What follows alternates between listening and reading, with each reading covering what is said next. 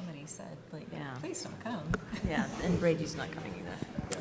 Good evening. Welcome. I call this Iowa City Community School Board meeting on Tuesday, February, what's the date? Sorry, 12, 2019 to order. I had it written down wrong in my thing. My name is Janet Godwin, and I want to thank those in the audience, those watching on YouTube, and those following on Twitter for joining us tonight. I'll start by introducing those at the table with me. To my right, Directors Ruthina Malone, Phil Hemingway, Lori Rotland. To my left, Paul Ressler, Sean Eystone, JP Clausen, and Kim Colvin, Recording Secretary. The public is reminded that if they wish to speak, they need to complete a speaker form found at the table in the lobby and turn it in. During community comment, persons may speak to the board about topics relevant to the district. All community comment directed at non-agenda items and agenda items shall take place at the beginning of the meeting during the community comment section of the agenda. Moving into our public forum, we don't have students with us tonight, nor an ICEA update, so we'll go straight into community comment. And first up, we have Anna and Josh Boussard.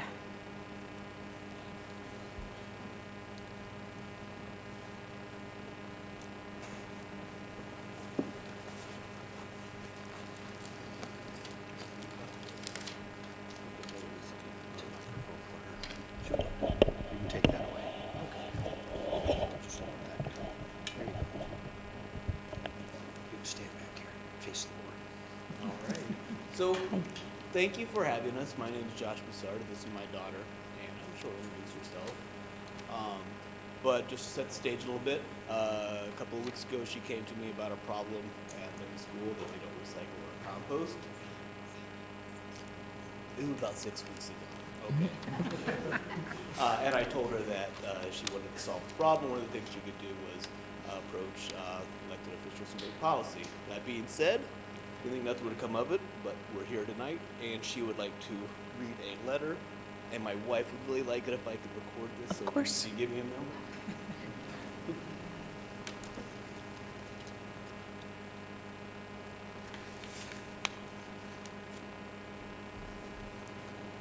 Okay, Anna. Introduce yourself, please. My name is Anna, and I wanted to help the Iowa City Community School District help, like recycle and compost, because all it does is garbage, and that just fills up the landfill. Dear Ms. Proctor and the ICCSD, I want to help Iowa City recycle and compost. Helen Lemmy doesn't. This is harmful to the earth. Helen Lemmy's compostables and recyclables always goes to the landfill forever, and I'm tired of it. Lemmy's values are to be responsible, respectful, and caring. This means to be kind to the earth. Garbage is not good for the earth. Please look into recycling and composting. For the ICCSD, and my dad and I will look into options. This is a hard problem, but we can do it. One example is to use less single-serving packaging. Single-stream recycling is cost-effective.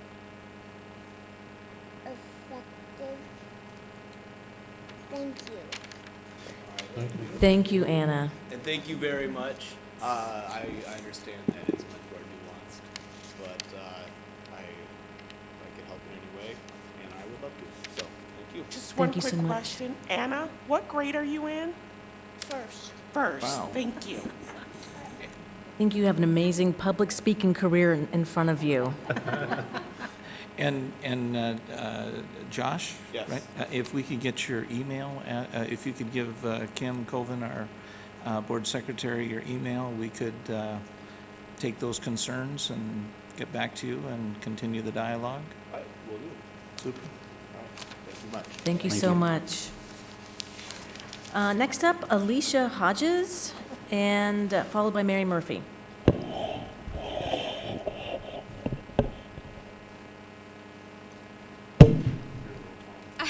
I'm a little bit taller, not much.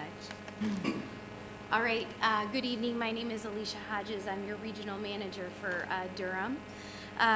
We have had the privilege of serving your transportation needs for the past 6 years, during which we have delivered outstanding service to the Iowa City Community School District.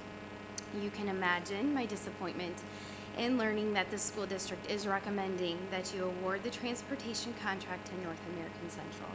I am here today to respectfully ask you to reconsider the school district's recommendation.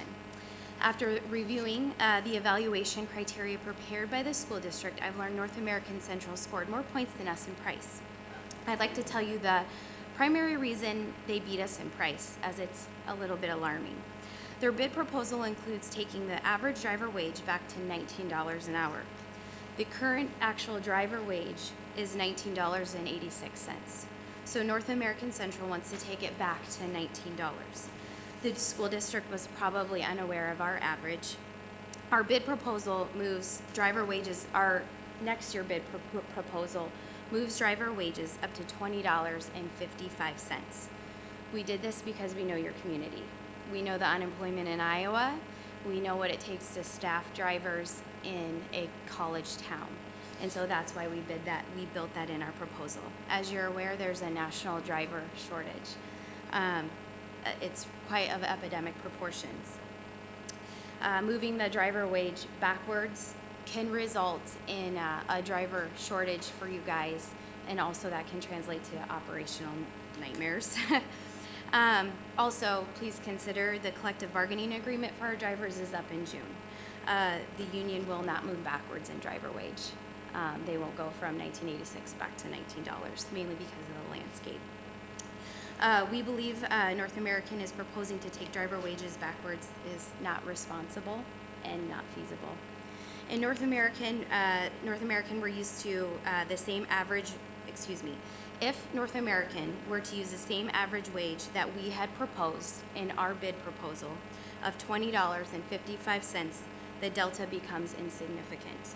We would only be $188,000 off our base bid proposal and $50,000 off of our alternate bid proposal, both of which we have already informed the district that we are open to further discussion on. The district did not show you our alternate bid and threw it out. We are not aware of why, as they said they would consider all bids. I would like to remind you that North American Central is nowhere in Iowa. They have no resources in Iowa. If they do run into an operational issue, they don't have the resources we do to pull drivers to Iowa City.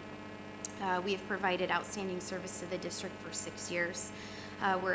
We are in 10 school districts across Iowa. We have 625 drivers, 70 admin staff that we can use at your disposal if necessary here in Iowa City. We're prepared to lead you through the next school district with 2 new schools, changing boundaries, potentially rerouting many of your routes. We will do so flawlessly. We have really just impeccable safety standards. As I said in the beginning, I am respectfully requesting that you give this recommendation some more thought, especially in light of North American's proposal to take driver wages backwards and the ramifications and implications that provides. It is a primary reason that they outbid us, and we do not believe they're the most responsible bidder. In fact, we believe it's quite reckless. Any questions? I have a question. When did your drivers organize? I believe I'll have to check on that. Okay. Okay, I'm not totally sure. Our collective bargaining agreement is up this. It's up this year. Okay. Yeah, yep, I'll check on that. Thanks. Yep, Thank you, Alicia. yeah. Mary Murphy.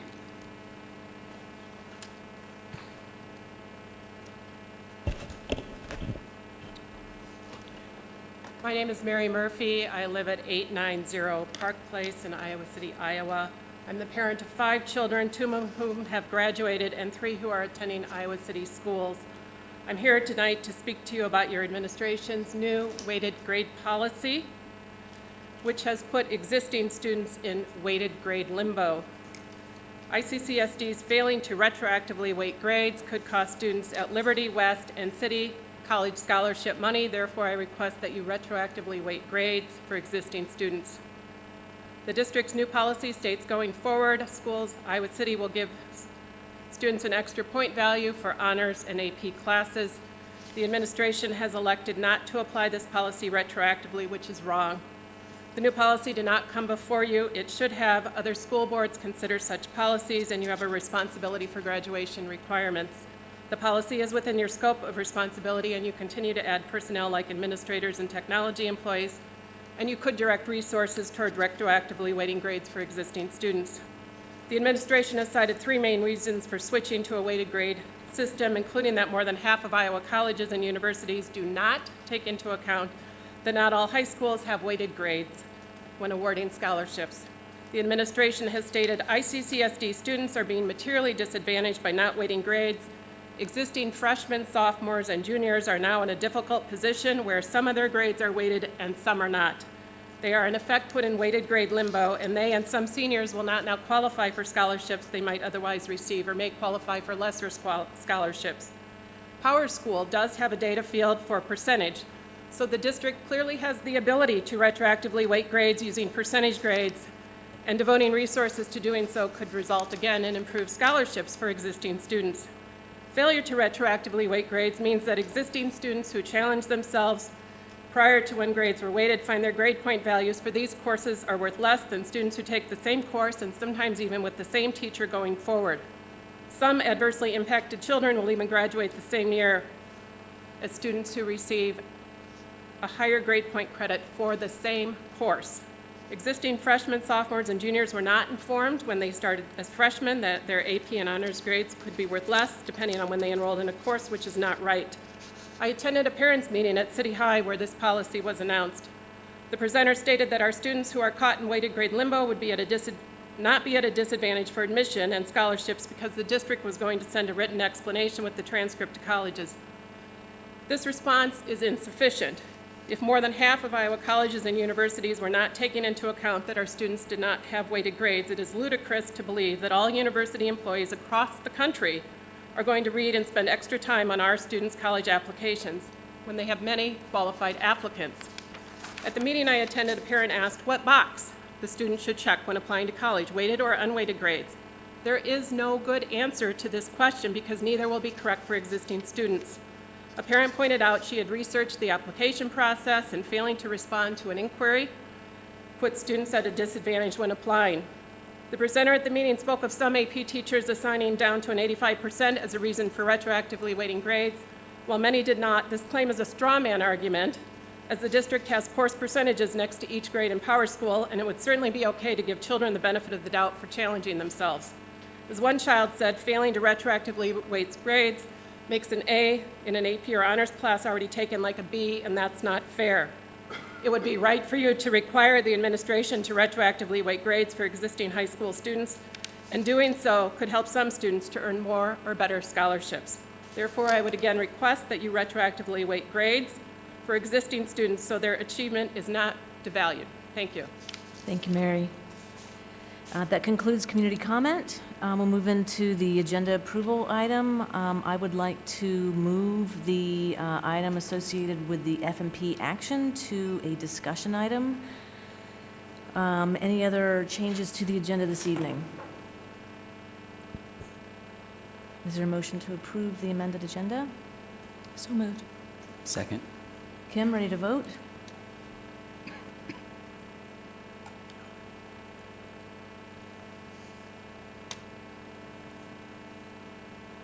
Online voting is open.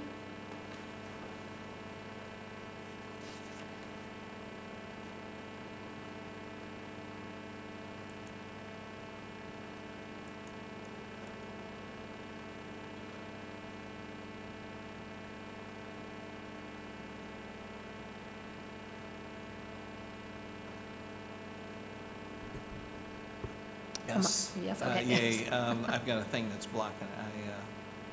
All votes have been cast and the motion carries with all directors voting in favor. Thank you. The consent agenda. Phil, do you want to go over bills? Yeah. Yep, sorry, I have this. We had $5,894,000 worth of expenditures, $4.4 million out of the GO bond. Had some questions concerning a Terracon testing indoor air quality here at the ESC. Those were answered. Some concerns about BCDM architects at Longfellow, that was answered. A discussion on School Dude and are using that service, and I felt good about that conversation. And a expenditure out of the general fund for a orchestra festival, which is going to be reimbursed by the foundation, so that it was not a use of general funds and that, and Lori did the bills as well. Did you? Yeah, I asked a couple questions of Les and got answers to all of those. One thing I will say that as I do the bills, which isn't terribly often, but one thing that I enjoy seeing is decisions that we've made play out. And one of those things that I observed this time was the payments being made to BASP programs for students that otherwise wouldn't be able to be there. And that gives me pride that our board has done that. And I'm glad to see that we're able to serve more students in the district because of that. And yeah, and so yeah, everything looks in order, and I'm very appreciative of board participation starting off 2019 very strong, and hoping it continues. Great, thanks Phil and Lori for the review of the bills this period. Any consent items to pull? Yes, I'd like to pull 15, 16, and 17, and they can be taken as one item. Okay. And I believe I'm on the right one. It's the HVAC commissioning on the 3 schools. Yep, I'd like to pull 10 and 12. 10 and 12. Is there a motion to approve the consent agenda minus items 10, 12, 15, 16, 17? So moved. Second. Kim, ready to vote? Online voting is open.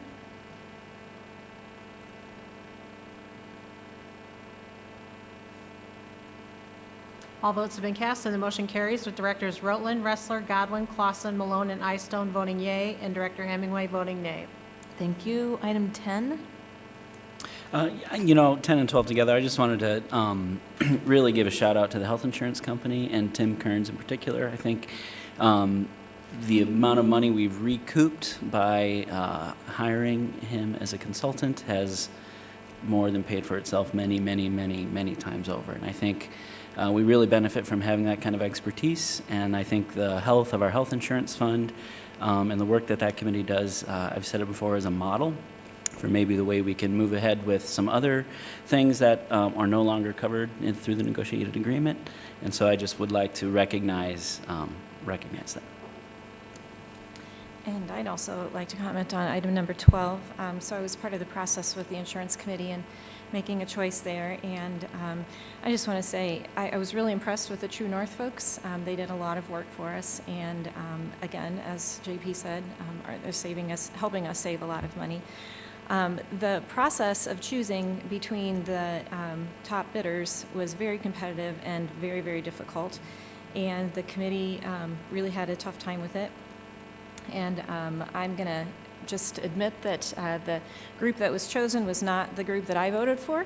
However, I am going to be voting yes on this item so that I don't undermine the work of my committee members who had put a lot of thought into their vote. So for this reason, I would urge the other other board members to vote yes, because it was just a great process and we had really good discussion.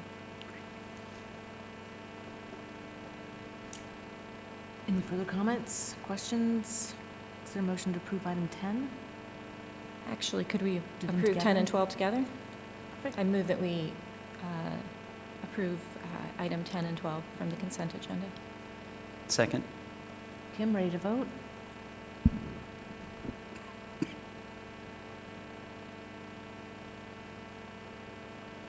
Online voting is open.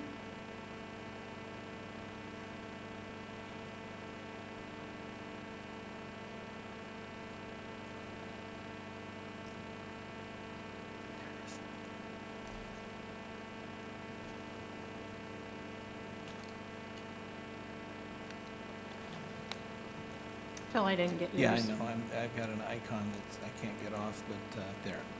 Yes. All votes have been cast, and the motion carries with all directors voting in favor. Thank you. Items 15, 16, 17.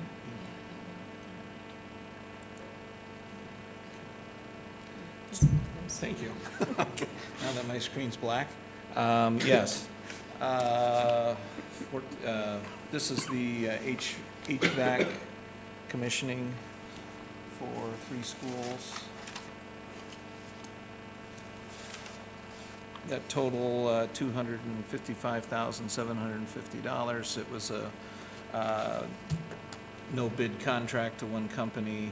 It is our preferred vendor, but still, I've always asked that on these large contracts that they be put out for bid, and it's not documented here that it was, so it wasn't, and I disagree with that policy. So. Thank you. I move we approve items 15, 16, and 17 as presented. Second. Kim, ready to vote?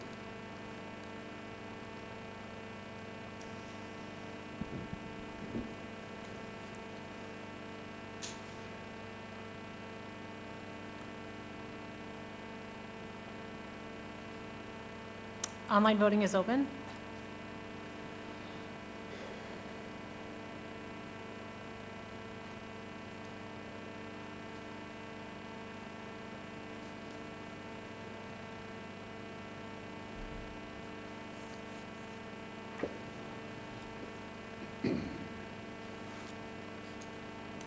Would you like to vote, Phil? No. All right, here I got it. Nay. All votes have been cast, and the motion carries with Directors Rotland, Ressler, Godwin, Clausen, Malone, and Eystone voting yea, and Director Hemingway voting nay. Thank you, Kim. Next up is our public hearings. We have 2 this evening. The first is on the Wood Elementary addition. Now is the time and place for the public hearing on the proposed plans and specifications for the Wood Elementary Addition project. The Board of Directors set the date for this public hearing on January 22nd, 2019. Notice of the public hearing was published in the Iowa City Press Citizen on January 23rd, 2019. The district will receive bids on the project at 2 p.m. February 28th, 2019 at the Educational Services Center located at 1725 North Dodge Street, Iowa City, Iowa, 52245. Notice to contractors was published as required by law in multiple statewide plan rooms and on the Iowa City Community School District website on January 23rd, 2019. Are there any questions from the board? Are there any questions from the public? Thank you. That concludes that public hearing. Next up is the 2019 Roof Improvements Project. Now is the time and place for the public hearing on the proposed plans and specifications for the 2019 roof improvement projects. The Board of Directors set aside the date for this public hearing on January 22nd, 2019. Notice of public hearing was published in the Iowa City Press Citizen on January 23rd, 2019. The districts will receive bids on this project at 2:30 p.m. February 14th, 2019 at the Educational Services Center located at 1725 North Dodge Street, Iowa City, Iowa, 52245. Notice to contractors was published as required by law in multiple statewide plan rooms and on the Iowa City Community School District website on January 23rd, 2019. Are there any questions from the board? Are there any questions from the public? Thank you. That concludes our public hearings. Next up, we move into our presentations. The first is on our second quarter financial report.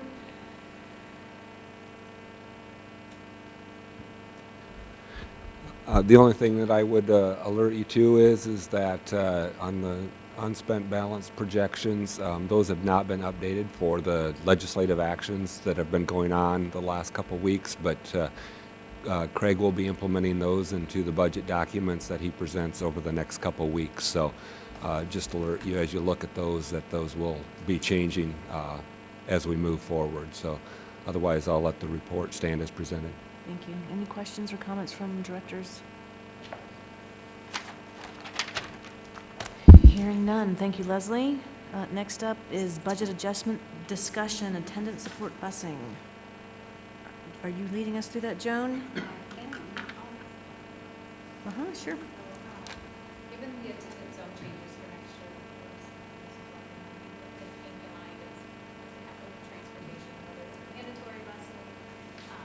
pay to ride or attendance support. Joan has typically been tasked with trying to help with the attendance support busing. She's going to go through a little bit of the history. Oh, thanks, Craig.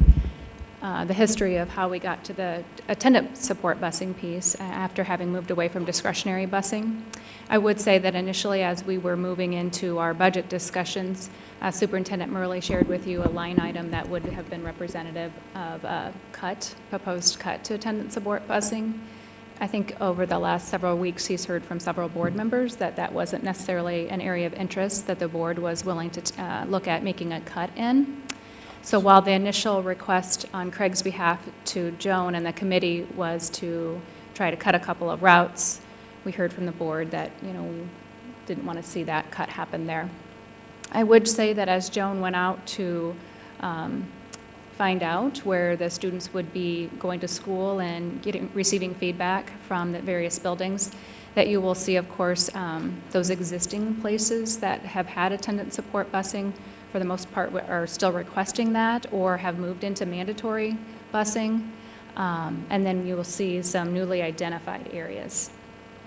Joan did a really nice job of trying to assimilate data that, trying to think outside the box. In prior years, we had looked at data around attendance, barriers to that, tardies, that kind of thing. Well, once that's in place, it's really hard to now go back and say that there's data there to look at. So she collected various data, and I'm probably going through too much through her report. There was some weighting that got done to try to have an even way to look across, what was being proposed, and I'll turn it over to her at this point and maybe wrap up with some comments at the end. Okay, thanks, Amy. Thanks for your time tonight, and what I hope we can accomplish tonight is just updates on how the relative changes will be between, with new attendance zones, and getting our kids to the new schools who may have some barriers to transportation. And then we also, as Amy mentioned, try to tackle priorities, which is a hard one. So just a little bit of background. I think only a couple of you were on the board when you made this decision back in 2016 that we used to have what was called discretionary busing, and then in 2016 we moved to having attendance support busing, and those were identified areas that had a lot of students who had barriers to getting to school. Parents' work schedules, not reliable transportation, et cetera, et cetera. So the board made a difficult decision at that time to cut some areas that were less than 2 miles in more affluent areas of the community, but to maintain those areas that were under 2 miles, but the kids would have additional challenges. So we maintained about 20 areas of attendance support busing. We added an area, back in 2016, we added Kirkwood, and then we also had pay to ride at Horn and Lucas. So that's kind of the backdrop. So now, we're upsetting the apple cart this year, and many kids are moving in many different places. So I thought I'd just kind of walk you through the chart that's on page 2, because what we did is we just gathered some data from the buildings. So first of all, we just asked them to take a look at the neighborhoods that they currently were serving and just saying, are there areas that you would be concerned about this group of kids getting to school next year if there was not busing? So buildings gave us some feedback on that. And then we also just asked them to do a point in time kind of needs assessment, like of the kids in these areas, how many are English language learners, how many are homeless, and how many are 4th grade and older, because we feel like the older kids are more capable. And then is there public transportation that might be a viable option? So that's this big sheet here is kind of all of that kind of raw data laid out for you, divided in to the attendance support busing that we already are providing, as well as those newly identified areas. And then our next step was to kind of try to weight it in some way, like how to compare apples to apples. And so I just took Alexander up here as an example because they had the highest score. So there were 4 possible points on the distance from school because they were over 1.7 miles. So distance, the number of kids on the bus, the number of ELL, the number of homeless kids, kind of gives you a total. So that's how we kind of came up with that matrix of who is the highest priority. So any questions on that? I know that's it was our best way to try to figure out priorities. Then we had a committee meeting. We had about 26 members present. Director Rotland was there, as well as we had ESC administrators, building administrators, student family advocates, and community members. No one really had any disagreement on how we weighted those routes. However, our charge was to have low, medium, and high priority, and we were able to kind of knock off a few of the low priority areas, but I think no one really wanted to jeopardize that middle band because they felt like those were all high priority. We also discussed the challenges of not exactly knowing where we would have mandatory bus routes and what the room on that bus might be, because if we can put kids on a bus that's existing, it doesn't cost us any more money. We also talked about, we waited for higher numbers because it's a lot more difficult to figure out how to get 117 kids to school than it is 5. But at the same time, we have those kind of small pockets of really high needs areas that we don't want to, disregard. So coming up with some creative solutions on that. So that was kind of the committee discussion, and then ultimately, we came up with some kind of loose recommendations. On this chart on page 4, the lower scoring routes, we thought we could eliminate with the exception of Shamrock Place. And these are routes that are already paired with mandatory busing, and so pay to ride would not be a challenge. And if you're pay to ride as a student and you're free and reduced lunch, it's the cost of the pay to ride is waived. So then we also had a lot of discussion about the City of Iowa City Transit Department, because I think we're kind of in agreement that kids in junior high are probably better equipped to get themselves to school than elementary school kids. And Southeast was a very good team player saying, we're willing to look at it, but we need to have some conversations with the City of Iowa City, because right now the East Side Loop that serves that area of the community is really full, and so we'd have to probably have another route. And then sometimes the stops don't exactly jive with our bell system. So, it was worth taking a look at. And so I think the goal of reducing attendant support busing is probably not something that we felt was very realistic, given that we have so many changes and we've identified new areas. We certainly want to work towards maintaining the budget level. And once we have those mandatory bus routes established, I think we could probably get creative in how we can make that work. And so next steps, I think what kind of makes me a little nervous is that, really soon we'll have kindergarten roundup and registration, and we'll be planning, and what are we going to tell parents, especially in those identified areas that are new, that maybe in their old school they had busing, in the new school they don't. And so I guess my thought on this is if we could just go ahead and collect applications for pay to ride and homeless transportation, just so that we have some more numbers on what those would be. Best case scenario, we have an existing bus to put those kids on. Worst case scenario, we have to come up with something more creative, but I feel like the parents need to have something, like, fill this out. We can't promise you that we will have a bus, but we're going to do our very best. So that's kind of where we're at with all of this. I don't know, Director Rotland or Esme, Craig, Amy, anything that you would add, Laura? Can I draw attention to Sure. a page that I think is important? So page 6, which is actually page 7, but labeled as page 6 in your packet. Yesterday, Esme and Joan and I really sit down to try to pick through this to figure out, where are we landing with number of routes? And it's a little bit hard, like Joan was alluding to, the fact that we won't have routes set, we don't know what we can truly share.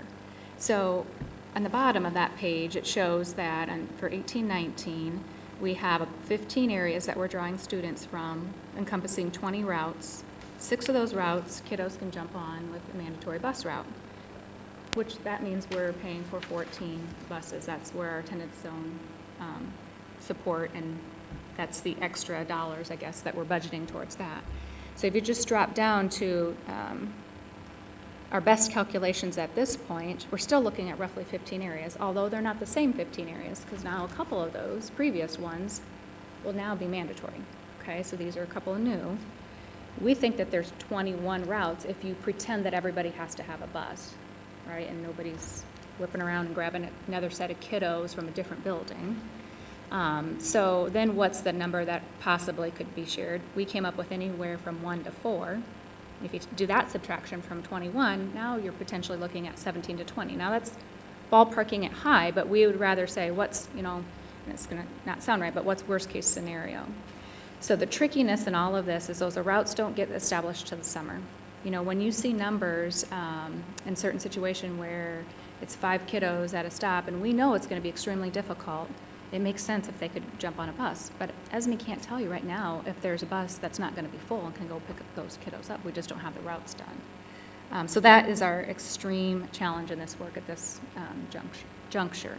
I would say the other thing that I added yesterday with the help of Joan and ESME, and I tried to make sure I was doing my due diligence to say that this next piece here where it said administrative consideration was not discussed with the committee.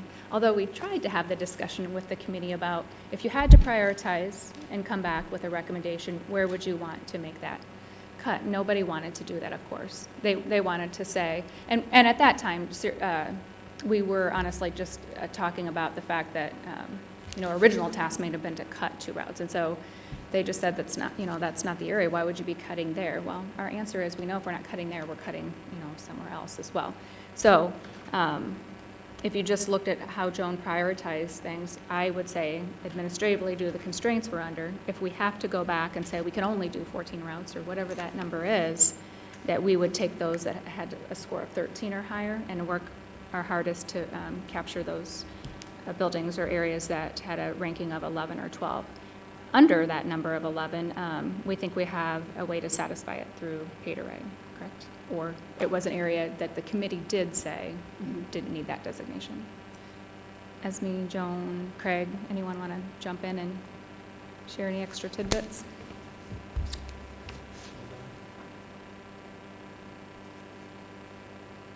Any questions or comments? Or Lori, you were there. Would you like to add anything? Was our present bus vendor part of that discussion?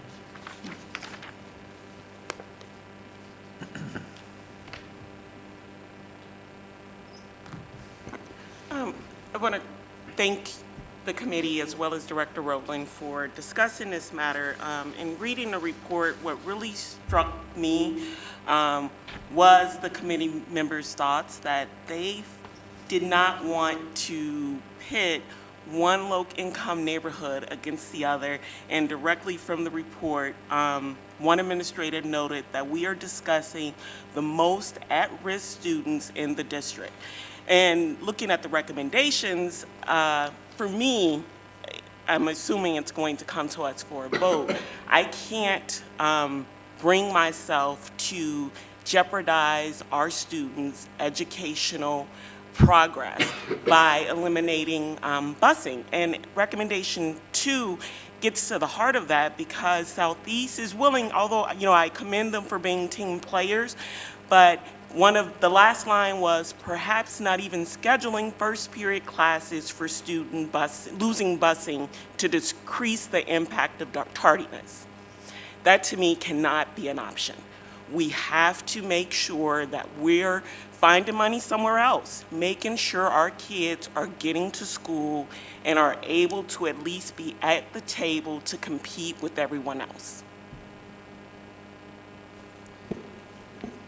I'll just echo what you said, Athena. Those are my thoughts as well. We're doing a lot of stuff to make this a great educational opportunity, but you can't get it if you're not there. And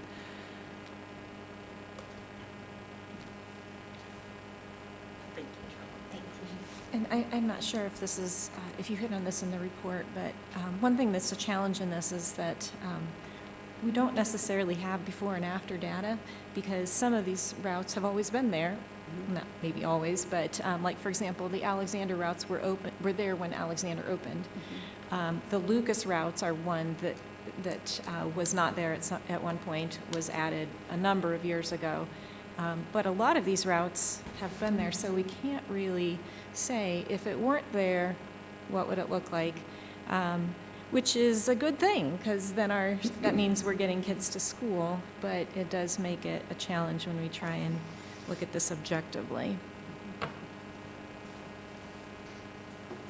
So these next steps, Joan, this notion of letting people submit an application so that they get their request in.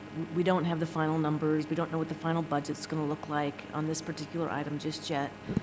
So that feels like the right thing to do is let parents have the option of getting their information in so that we understand what that looks like, what that whole set of requests look like.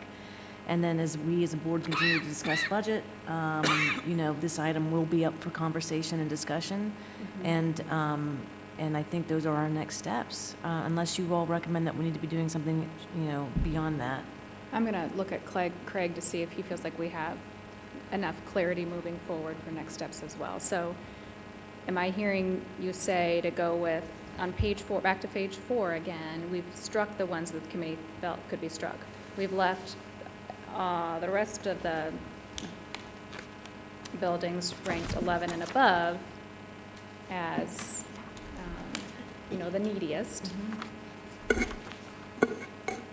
Or is the direction that we're getting from the board to see what you can do to make it work. So where Joan's talking about going to get those pay-to-ride applications, and Joan and Esme, check my thinking here, is on the rankings that are at the 11 and 12 area, right? So would we, if we weren't having this budget conversation, would we be keeping the routes that were ranked 7, 8, 10? And I don't know necessarily. Or are those just not used routes that we would be considering dropping anyway, regardless of budget? And some of those routes are existing routes where kids are just getting on, so they are kind of working the same as pay to ride, and the children that are free and reduced lunch don't pay, so. Okay. So What I was trying to point out with that administrative consideration is if you take the ones that are 13 to 19, that gets you to the 14 routes. That's the number 14 that we're currently at. If those 11 and 12 ended up being a route on their own, that's when we're adding costs. Got it. Equated to further budget cuts then. Okay. And I think the challenge here is that you have these little tiny pockets, so, I can't advocate for running a bus for 5 kids, but how can we pair them up then so that you can make full use of a bus? And that's where not knowing the bigger lay of the land is a big disadvantage. Now, in your committee recommendations, your discussions with City Transit, was it them, the city provides us with a certain number of bus passes? They do. They give us a 50% discount for our bus passes for homeless kids. Okay. And just a limited number for kids who have some kind of other attendance barrier. Okay. I think it's a capacity issue. My favorite thing would be is if we could somehow make a deal with the city that with a student ID you could get on a city bus, and then perhaps provide some compensation that way that might be cheaper than a yellow bus. But I have harebrained ideas sometimes that don't work. But I mean, it's. I think there's some limitations to that as far as they can't have a designated route or things like that, but opportunities for reduced rates and things of that nature, definitely those need to be pursued, and especially if that's something that they can utilize and I can help them getting to and from school. So that's a recommendation would be for us to lobby the city? Is that? Well, I think at least having a conversation, and I believe they're having bigger conversations on how their bus system fits with the community's needs right now. So I think just having some conversation with them about what that could look like, and what does it cost for them to run a route? If they did the East Side Loop twice, how much would that be? I mean, I just think there's lots of room, and maybe we'll come away with nothing, but it's worth a shot, right? And it's primarily the southeast is where you're seeing the opportunities are. City High, and not so much, or? City High doesn't have much attendance support busing right now, and again, older kids have more resources. They have friends with cars. I think the priority tends to be the younger the kid, the higher the priority. And it's not for elementary, because even if there is a bus stop by the school, there often is a transfer required. So it's like, what elementary kid can do that, or what parent has the time to do that? And then we have several schools that don't have any bus stop at all. So, Borlaug, Alexander, New Hoover, there's not a bus even remotely close to those schools. So. I will add that there was an intern that was present at the meeting with the foundation, I believe. Oh, with us, yeah. Oh, okay. That did some research on the public busing, Iowa City Transit, being used for the kids at Southeast. And she said that actually, through her study, she actually doesn't really recommend that option. We certainly can explore it with the city, but it really would not be as good of an option as providing the attendance support. The Iowa City Transit buses are oftentimes full. Even if they added another one, oftentimes kids that take the city bus arrive too late for breakfast. So maybe they're on time for school, but they get breakfast and then they are late for class. There's other issues with that. And so really, it's something we can explore, but it's really not an ideal replacement. Here's some takeaways. Maybe a little, if you were able to step back a little bit and take a little broader picture of how this all works itself out. Joan and the student family advocates do a tremendous job of monitoring our kids all the time. So Ruthina and JP, those attendance records are looked at on a continuous basis as the school year matures. And if we find students that are struggling, we try really hard to make pay to ride slots available and all those kinds of things on existing bus routes. And typically that's a no charge for most of these students based on their socioeconomic status and so forth. So it's not just a one and done kind of a thing as far as what the committee is trying to do. Second of all, the whole idea behind attendance support busing originated with the use of data from PowerSchool when we were able to identify students that were actually struggling to get to school. We solved that problem by implementing attendance support busing. Now we don't have any data whatsoever in order to make this decision, do we? we struggle. Yeah, we don't have the pre. And so going forward as a board, you're going to really be challenged to try to define what this program looks like, because you're not going to have data to support. And I wouldn't suggest that you actually do, because in order to get data, you would have to actually put children in jeopardy, because then they'd show up in the tardies so that you could actually see that they weren't getting to school, and you don't want to do that, right? And so I think you're going to have to just rely a lot, quite honestly, on our student family advocates to deal with families one at a time. And that's what they do, and that's what they do best. And if you provide a basic service, let's say these 14 routes that you currently have in your budget, if you want to prioritize that and move that forward and not make that subject to budget cuts, Ruthina and JP, I can see your point, okay? Others of you have expressed that this is a really difficult area because of the population we serve, and I get that from a budget reduction point of view. But we'll have to reduce budget somewhere else if you want to maintain those 14 routes.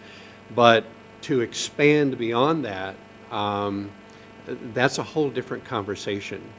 And so what this committee really tried to do was work really, really hard at finding those highest priority routes for you within those 14 routes, and I think they were able to accomplish that, and they did a really good job of it. Yes, I'm sure we could expand this attendance support busing well beyond the 14 routes and catch a little pocket of students over here, or one or two over here, or one or two over here. And all those students are important, I get it, but at what cost? Okay, at what cost? When you start saying this child over here is a $50,000 child because it's going to take me that to pick up that child with a route, now you're putting at risk the rest of your educational program, okay? So I don't know where you come down as a board on all of this. I think the committee did an outstanding job of balancing that for you and making you a really solid recommendation to stay within what you've set apart for a budget for this current program that we're currently doing, and not going beyond that. And so moving forward, that's probably what I would suggest the recommendation that you would take would be what they've been recommending as a part of this report. And when we find those students that are struggling, then they will certainly address their situations one at a time, like we always do.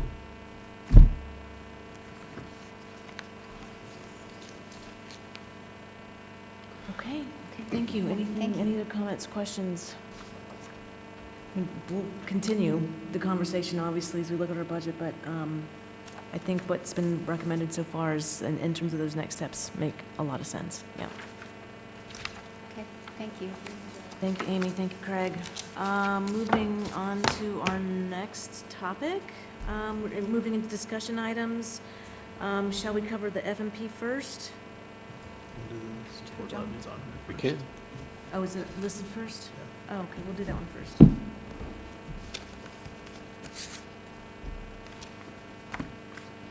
Want to do instructional support levy? Yes. Okay. thanks.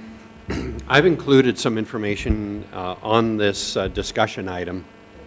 First of all, your instructional support levy program is crucial to the instructional program.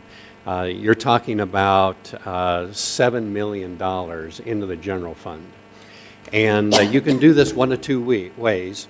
As always, you can do a board-approved instructional support levy for a 5-year period of time, or you can go out to the voters for a 10-year period of time. This board has chosen traditionally to use the 5-year period and bring it back more frequent to have this discussion and update this with the community stakeholders, and I respect that opinion. And it's worked very, very well for this school district. And there have been a lot of iterations before this particular one. But this levy actually sunsets on June 30th of 20, so we're a year in advance, okay, of this. But that's when we did it on the last cycle, and I felt it just prudent and just a good thing to have in place so that we don't miss out on this instructional support levy. It's too vital to the general fund to let it just slip through the cracks. On this information that I provided a calendar of sequence of events. Tonight is a discussion item. We'll come back at a subsequent board meeting with an action item on your part to approve the intent to participate. Then we'll publish, and then we'll have an action item to approve participation, and then we'll actually file. And so it's a multiple step process. You're used to that in a lot of different things that you do. And so I included all of that information in here for your review. This is standard language. It's very similar to what we have now. Remember, we use as a component of this an income surtax. We use a 5% rate on our income surtax right now to fund the instructional support levy, and that's almost $6.8 million. In this community, that's been well received, quite honestly, not to have that on property, but have it on income. Our income tax in this community is one of the highest in the state. And so that's an area or a resource that hasn't received a great deal of objection from the community that I've seen or heard in the feedback that I've gotten. So what you see in here, it says a levy up to 20%, but that's not even remotely possible for us. It's going to be at 5% where we're at now. But that's the language that you put in there because that's the statutory language, right? And so if you have any questions, I'll just open it up to you now, but that's just a basic overview of our instructional support levy, and this money just goes in and actually supports the general fund and the entire instructional program. Questions for Craig? I mean, you know, could we raise it some? I mean, can you go from 5? I mean, you could technically, so you can't. Actually, it trades it off with property tax. Okay. You can't increase the total dollar amount because it's 10% of your regular program costs. It's an excellent question. It's just the mix on which you fund it. Is it going to be from the income side or the property tax side? So we'd have to take from one to get to Right. that. Okay. I can't see any reason why we would not do this. I can't either. Yeah. Any other questions for Craig? We'll bring it back then. We'll bring it back on the 26th. Okay. We'll have the next item in your timeline, which I think was a board vote on the 26th to proceed, right? Okay. Where is that? I had that open. I must have closed it, but that's the next thing, right? On the 26th, we can cover that in agenda setting. We'll adopt the resolution. Yeah. Thank you, Craig. So now we will talk about the FMP. Okay, we bring this, the facility master plan back to the board every year at this time, usually January, February timeframe. We revisit the facility master plan and we bring to you any changes that need to be made within the scope of what we're allowed to do in our facility master plan to make it work and be more functional for us and where we're ending up as far as our buildings are concerned. In this particular iteration, I provided to you an overall history, I guess. And so if you go into the summary sheet, the colorful summary sheet that I provided you, you'll see the original facility master plan up at the top, the cream, what is that, pink? No. Yeah, whatever color that is. I'm colorblind, sorry. Those are the SAVE projects, your secure and advanced vision for Iowa. The SAVE dollars went to pay for those. The ones in lavender are your PEPAL projects. You remember you floated a $9 million capital loan note in order to pay for those projects because you wanted to maximize those resources first. And then the green ones down below are the bonds, and you wanted to maximize those resources up above before you asked the people for taxes. And that's what we did. And then the community came back and approved the $191 million bond referendum, and we've been in the process of selling bonds and accelerating the bond projects as a result. So if you look down below, the first half of the page, you can see there aren't any changes because those projects are done. But the bond projects down below, we're proposing some budget adjustments to reflect current costs in providing the scope of what we told the community we were going to do in the facility master plan for each one of these buildings. And you can see that there's some pluses and minuses. For instance, Southeast, we got a little bit of a credit back because those projects were designed and we didn't need all the money that we had budgeted, so we got some money back there. But there are some other projects like Tate and so forth that we're a little bit under budgeted for what we need to have go on under the scope of work for our facility master plan. And so we needed to add a little bit more to Tate. So if you go through those projects, you can see in the column where it says proposed budget adjustments February 2019. And then if you flip to another sheet that I provided you, that's basically a summary of each project and what that budget adjustment is all about. Now there is one error. It's in North Central, and we're not adding 10 rooms. It's really only 7 rooms with splitting a room to make 8 rooms, and that was our mistake. That was just an error in what we had down. But the rest of them, I believe, are pretty accurate. And I won't really say any more. I'll just open it up to you if you have any questions. Dwayne's not here tonight, so be nice. I don't have all the answers, but Well, I can find them out, okay? North Central was the one that Right. we did. And that was an error. on our that, part. that was just a simple It was just a simple error on our part. error. So it's 7 rooms, Yes. and how many are There- actual? well- Or classrooms, and then one They, is a they music went or- with 4 classrooms, but then they wanted a music room and what was the other one? I'll get it, just a second. Well, they did two larger science rooms. Yep. A music room, and then 4 classrooms on the other side. Okay, so the physically only 7 classrooms were added to North Central. The school opted for a new music room, 2 science rooms, and in lieu of 4 general classrooms, which are larger than normal classrooms. One of the existing larger classrooms will be subdivided, creating a net gain of 8 rooms. So that's how that's going to work. Is that confusing or what? Yes, okay. Okay, I was so, keeping- I was keeping up you with the 1 music, 2 science, 4 general. no, in lieu of 4 general classrooms, Okay. we're building 2 science and 1 music. Or general There- classroom. There's still 4 general still- classrooms on the other side. Right. Okay, that will be subdivided up to make 8 rooms. No, there's 1 room currently that will be divided into 2, so it'll be 8. Does that make sense? So Sure. you have, if you think of North Central as you're looking at it, on the right side, there's 4 classrooms being Right. built. And on the left side, you're building 2 science rooms and a new choir room. And then there's a room existing on that left side that will be divided into 2. Okay, and how is that going to affect the capacity of the school? That I don't know. Okay. I can find out. Right, because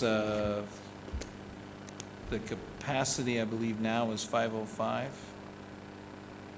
And just curious how, with what we're doing there, if it's going to be a true feeder for a 1,500 high school. We'll find that information out and pass it along to you. Okay. So it is 7 rooms. It is. Net gain. of No. 8. It's 8. 8 actually was splitting the room. Splitting an existing room. 7 new rooms. 7 new rooms 7 new rooms and splitting 1 existing to room. get to an 8th, Okay. yeah. Exactly. Greg, I have a question about Liberty. Uh-huh. So on the budget adjustments, they have the second highest budget adjustment of $3,200,000. And it says that the additional scope is for courtyard and parking. At courtyard Southeast? improvements. No, I'm sorry, at Liberty. Oh, at Liberty? Uh-huh. Can you talk about how courtyard improvements and student parking come to 3.2 million? Yeah, the way Dwayne explained it to me is that we just find ourselves under budgeted for that Phase 3 project. And it's going to be the classroom section in between the 2 wings to close that up, okay? And it'll form the courtyard. But it's actually the educational wing that we're paying for and the additional parking on site. It's not the courtyard. It'll just form the courtyard for Liberty at that point in time. So the It'll additional enclose it. scope is, for the 3.2 million extra is for? It's to build the entire wing and to do the parking. I don't think that the whole 3 million is just for the additional scope part. I think it's also No. including the It's- current cost estimates, which is listed there, so the cost has gone up Okay, and they're adding Exactly. some parking, so I think it's Okay. both things. Yeah, instead of costing 6 million, it's going to cost 9 million to do that entire wing and the parking. okay. Yeah. That makes more sense. I thought that Yep. was awfully expensive parking Yeah. for $3 million. It would be, That's where the cost of steel and all that stuff right. is catching up with us. I'm not, I don't think understanding entirely, but in the 2019 change from 2017 approved budget, the bottom line number is 8.3 million. Which project?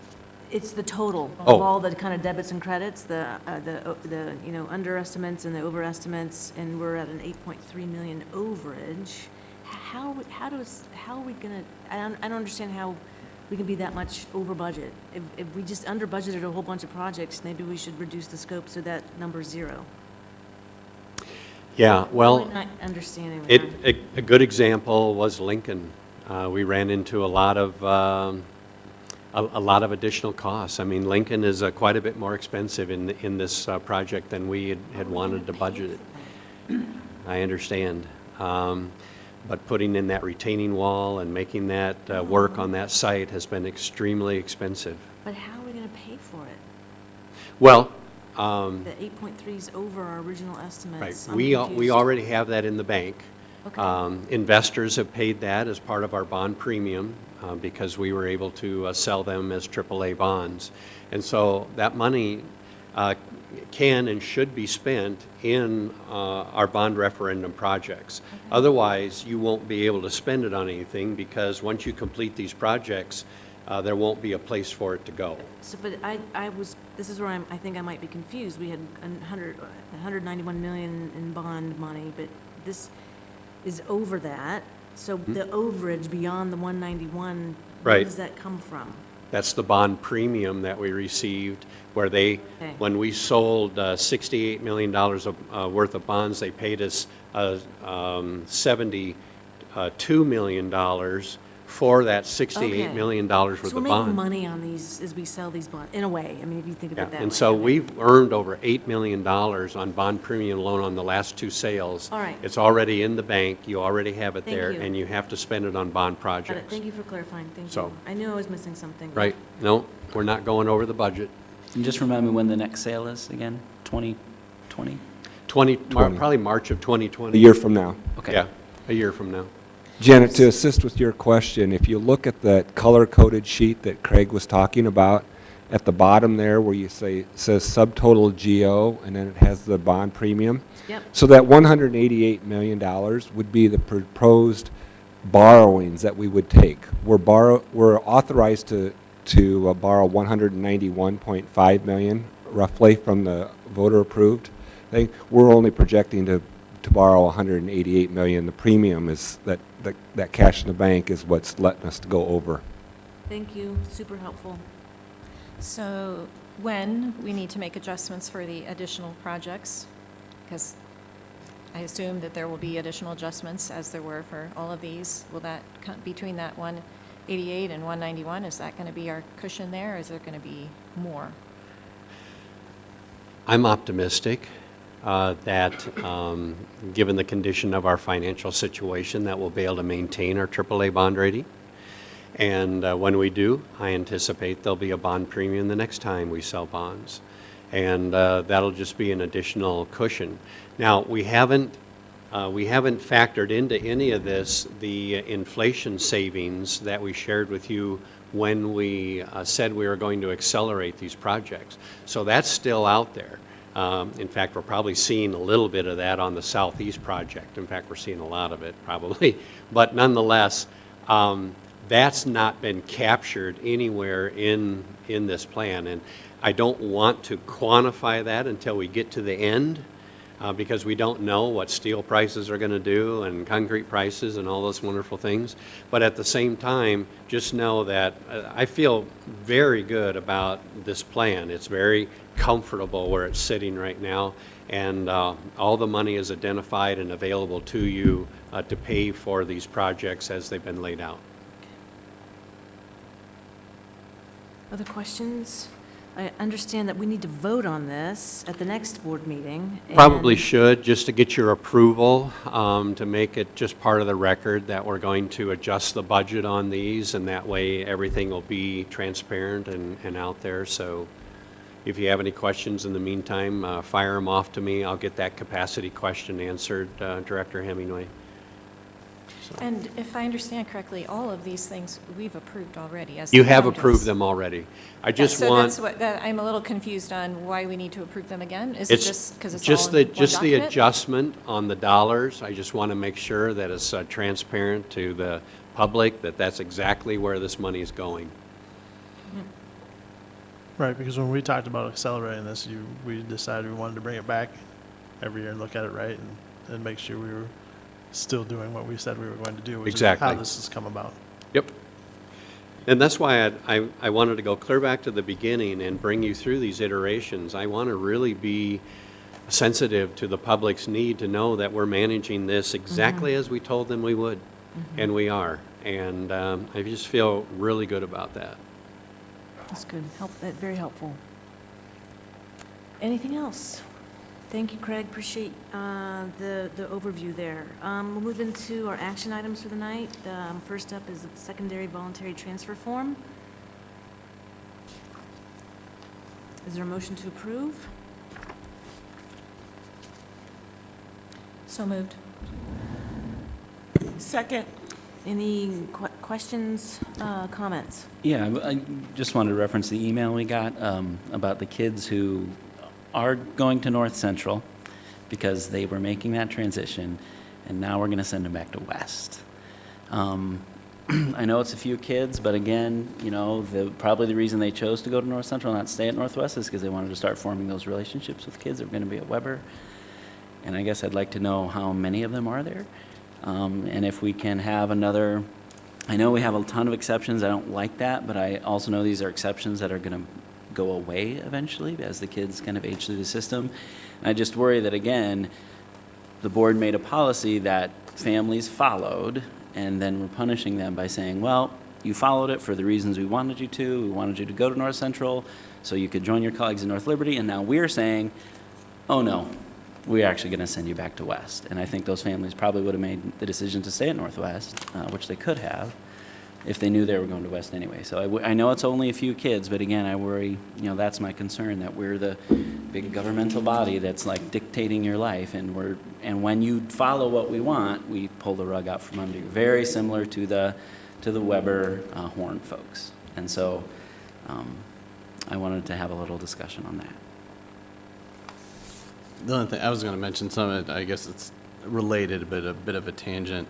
Yeah, one of the first meetings I sat in this chair, we voted to close the voluntary transfer into Liberty because of size constraints. And I'm looking at this form. I don't know that I even looked at this form before, but 2 bullet points right above that, it says that you can't go in to a school exceeding a 95% capacity. And if the reason we closed going into Liberty was to keep it from going over capacity, isn't that already in there?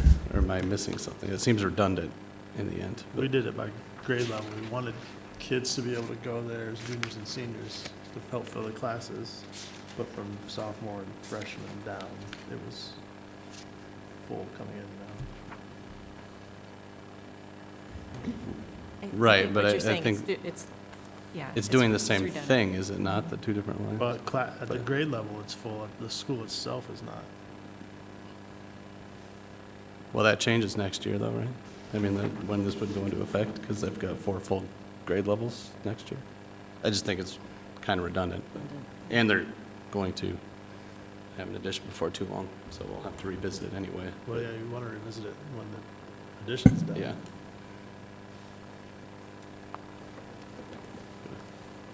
So I put the motion on the table for the sake of discussion, and I appreciate your point, JP. And I agree that, I mean, it literally could be 2 or 3 kids. But I would like to know how many kids that went to North Central expecting to go to Liberty. And being that Liberty's the only school that's closed to secondary transfer, does feel a little unfair to say, everybody else can transfer wherever you want, but you kids that followed what we told you to do. And it now does are feel stuck, inconsistent with what we did at the elementary level in some of those cases. So I'm thinking that Matt probably wants us to approve this for the sake of time, because we're going to be really close to March 1st here. So I'm wondering if we could approve this and then revisit that piece of it. What's already stated there about Liberty. If I understood JP correctly, it's saying that if you're at Liberty in 9th grade, that you can stay at Liberty, even though you've been reassigned to West, but it doesn't apply to the junior high kids that chose to go to North Central and then would be with that cohort and now not able to go to Liberty. Any current North Central. Do you want him to just add that? Do you guys want to make that recommendation, then we post the form? Are you good if we do that? Or do you want to know the end first? I mean, again, I'm really sensitive to the time as well. And if, you say we can just go back and make that change administratively after we pass this for those handful of, I'm pretty sure it's a handful of kids. It's probably not 20, right? So then I'm comfortable with moving ahead. But I'd want to know that could happen for those kids. Get that done. If they have a question or concern about it, then we'll come right back to you. Otherwise, we'll say we'll move forward with it. Okay, But we will revisit this one question. Yeah. okay. Okay. Any other questions, comments? Then we've got a motion and a second. I think, Kim, we're ready to vote. Online voting is open.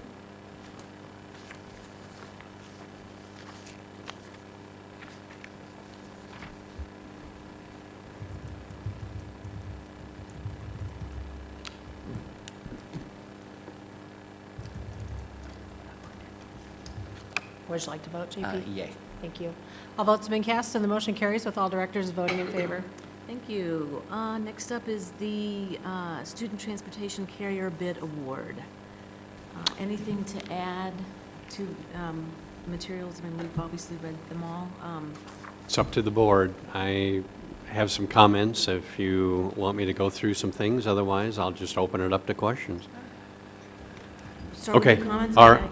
You probably will cover my questions. so All I'll let right. you- Well, first of all, Durham put Alicia in a really tough position. She just started her job, and so I appreciate the fact that she was brave enough to get up and talk.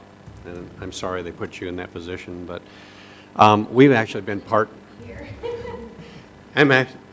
we've actually been partnered with Durham for 12 years, not 6 years, and it's been a great partnership. Durham has provided a quality service for us, and they're easy to work with. They're a good, strong company, and we've benefited from their expertise. There's no doubt about it.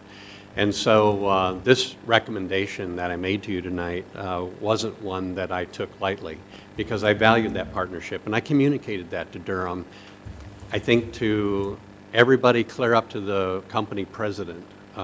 Called me last week when I made them known that this was going to be the recommendation. And there was no end to the individuals I talked to. But I just wanted to share with you as a board that this recommendation isn't one that is based on poor quality service or unresponsiveness on the part of Durham, okay? When and if you choose to move to a company that I'm recommending tonight, if that's your desire, then I would certainly invite Durham back to the bidding table the next time around because they are a quality company. And with that said, I wouldn't expect Durham to say nice things about their competitor either. And so that doesn't surprise me. But I have an answer for basically what she presented to you this evening. But let me go through a couple of other things first. First of all, we did put this out for bid. We have a comprehensive RFP. It's one of the longest, most thorough RFPs you'll ever see in your life. And Esme did a terrific job of getting it all up to date and putting it together and getting it sent out. We had a mandatory meeting, as I put in our cover letter. We had 3 companies come and were interested in our business. We finally got down to 2 companies, Durham and a North American Central School Bus, and that's who gave us these bids. When I went through and I was able to analyze the bids, one of the things that we're compelled to do on a scoring matrix is make sure that we know who the low bidder is, and we need to weight the pricing the highest in any scoring rubric. And if you look at the scoring rubric that I provided to you, I actually rated Durham higher in some of the other more subjective areas, but they lost solely on price.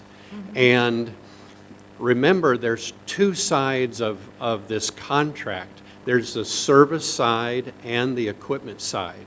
And the two can't come together because under Iowa law, you wouldn't be able to pay for the equipment out of PEPL like you are now if you had a blended contract, okay? So it's really important that you keep the service side separate from the equipment side. One of the reasons why I didn't consider Durham's alternate bid is because the service side portion of their contract didn't change the outcome of the fact that they were low bid, okay? Alicia even told you that even if you factored in the driver's wages at where they are now, and I don't necessarily agree with her analysis, but nonetheless, give her that, they still weren't low bid. And so on the service side of the contract, they wouldn't have been low bid. Now on the alternate, on the equipment side of the contract, they were low bid. But that's because they chose to not replace our fleet with new buses. Instead, replace a third of the buses over a 3-year period of time versus replacing them all next year and having a whole new fleet next year. We currently have a pretty old fleet, and there's a lot of repairs going on out there, and Alicia would know this because she could draw up this information from their database, but we need more current buses to manage the downtime. And the only other way you can manage downtime is to put on extra buses so that you can have some sitting around in the shop being repaired while you go out on your routes. That's a cost to us because every one of those buses cost us money. So we chose to eliminate the alternate from Durham based on that because they weren't low on their service side anyway, and it would be extremely difficult to have two different vendors with two different contracts. What if you had Durham providing the equipment and North American Central providing the service? You think that would go well? I'm not sure it would. And so I didn't want to risk that for this school district and put you in that position.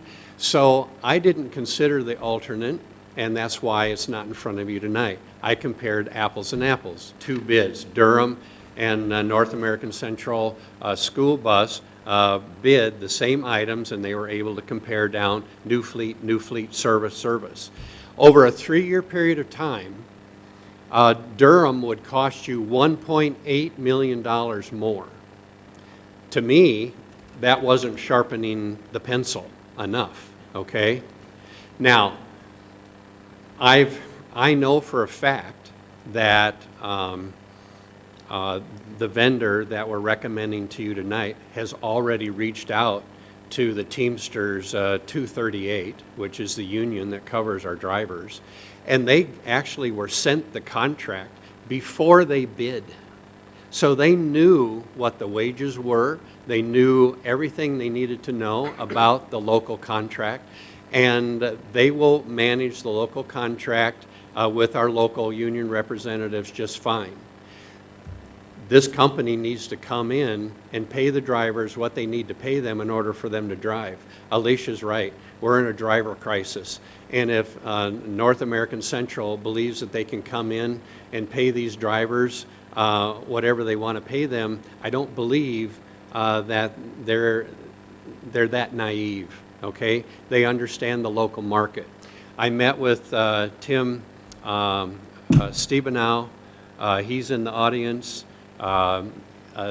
This evening, he represents the regional manager for North American Central School Bus. They're the 4th largest school bus company in the nation. They're just not a local fly-by-night. They're a very well-established company. I called 5 references around the country, from Minnesota to Illinois to Missouri, etc., who currently use their services. Everyone came back with glowing remarks about their service, about the involvement of their management, and how they manage their contracts. So with that in place, the recommendation to you this evening is to move away from our current carrier and it's not one that I take lightly, and it's not one that I necessarily honestly wanted to do. I really value our partnership with Durham, but we put it out for a transparent bid, and ethically and responsibly, this company came back as the low bidder. They believe they have all the qualifications necessary to provide transportation services for this school district, and my recommendation to you is to move forward with them starting on July 1. Now, one nice advantage is we own our own place of operations. We own our own bus barn, and so they don't have to go out and try and find one. I received from the Durham company president via phone himself his word and his guarantee that Durham would make this a smooth transition. We also own our own routing software, so we don't have to transfer that from Durham to the new company. That's something that we own and that we have access to. And so all those critical components that we need to have are in place. The new company will reach out immediately. I know that Durham has some obligations to its employees under the WARN Act, federal legislation that they'll have to follow up on. But the new company will reach out to all of our local drivers and management team and so forth as soon as you make this decision. And they'll be working with them very, very closely to see what kind of agreement they can come with them to as far as staying on with the new company. So I'll open it up for any questions you might have. So will the new company recognize Teamsters Yep. and be working with the organized Yes. drivers? Absolutely. Question on the process. So I'm assuming that all of the people, all the groups that submitted a proposal were aware of the evaluation criteria and the weighting that we had across the different dimensions? I told them, yes, and I shared that information with them. So, it was known that price was very heavily weighted compared Yes, to I some told of them the- the price had to be the heaviest weighted component. That's correct. And then, do we go through a BAFO process then? So we sort of down select, we get to the point of like best and final, we give the bidders a chance to come back with their best and final offer? from I do a not do pricing that. perspective? It's not ethical, in my opinion, to do that. Durham did call me and say that they would match the price, but I don't believe it's ethical to do that in an open and transparent public bid, and so that's not something I considered. Okay. Well, as someone who has complained about competitive bidding for years, I compliment that this was competitively bid. We had 3 firms. One dropped out, citing that it was acquiring another company and didn't want to bid at this time. And JP's point, you know, if they, with this contract, and they find, okay, we can't get, so they're locked in at $19 an hour for their drivers? No. The No. market will determine what it is. That's correct. That's just So- what the bid was on. Mhm. The bid was based on that. But that's what we'll pay. They'll just have to find the money somewhere else. Okay. Right. So we are only paying 19. That's correct. They may have to pay. We'll pay the rates that are listed in the rate sheet. 2055, and that's. That's coming- on them. That's coming out of washer fluid or hopefully not. But, you know, going through it, they've got a tech, that tech manager, shop foreman, and 2 mechanics. And I tell you, if I'm a mechanic, I want a brand-new fleet to maintain, not a third. But They actually have one less technician than Durham does right now. It is? Because it'll be a new fleet. Okay. They'll probably add one more technician as the fleet ages. I'd say probably 3 years out or maybe 4 years out, because it'll be necessary. Right, and I see in this contract also that it's just citing the South Gilbert location, but aren't we planning on a satellite up at Liberty at some point in time? It's not prepared, and it wasn't ready for the bid specifications, and so I didn't include it. Okay, but that may be something that So, that would one- happen during the length of this contract? Absolutely, it'll happen during this contract, and that'll provide some efficiencies, quite honestly, in routing, which will be terrific. And I'm sorry, I circled a bunch on these pages, I'm just going to go through. And the Versatran, we own Versatran, but how come every time we talk about getting a projection, we're given this great cost? Is that cost on us, or it was always stated to us is that Durham had to prepare the routes with Versatran? We've had an agreement with Durham where they've actually paid the licensure fee, but we own the software because they can get it cheaper, okay, because of their volume purchasing. And so that's how it's worked in the past. Okay, so, but do we have anyone on our, do we have anyone on our staff that can work Versatran? This lady, Perfect. Well, how come it is if we own it, and we're having these boundary discussions, we just don't run a model? well, there's a lot that goes into that. You have to basically freeze the data and then do an iteration beyond that, okay? And Versatran doesn't have that capability. You have to go in and change all of the existing information in order for it to produce that scenario for you.